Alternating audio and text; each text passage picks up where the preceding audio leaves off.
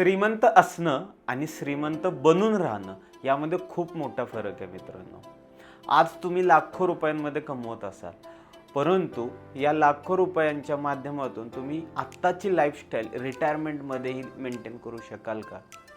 तर यावर खरंच मित्रांनो खूप मोठा डाऊट आहे. मी मागच्या 10 वर्षात माझा जो एक्सपिरियन्स आहे त्यावर मी हे सांगू शकतो की बरेच कुटुंबाचं उत्पन्न खूप जास्त आहे, पण त्यांचे सेविंग्स आणि लाईफस्टाईल आणि गुंतवणूक यामध्ये एवढी तफावत आढळते आणि त्यामुळे ही लोक रिटायरमेंटला खूप चांगलं आयुष्य जगू शकतील याचा डाऊट आहे. मी बऱ्याच वेळा बघतो की मुलांच्या हायर एज्युकेशन फॉरेन स्टडीसाठी चांगलं उत्पन्न असून सुद्धा त्यांच्याकडे रोडमॅप नाही आहे.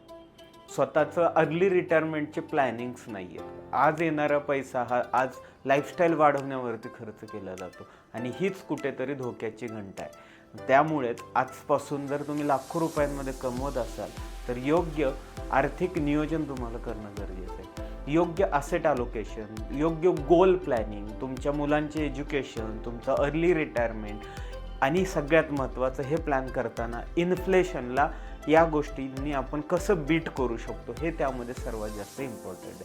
आणि यासाठी गरजेचं आहे योग्य आर्थिक नियोजन आणि तेही एका एक्सपर्ट माणसाकडून. आणि त्यासाठी अर्थमित्र नक्कीच तुम्हाला मार्गदर्शन करेल. तर अर्थमित्रला संपर्क करायला विसरू नका. धन्यवाद.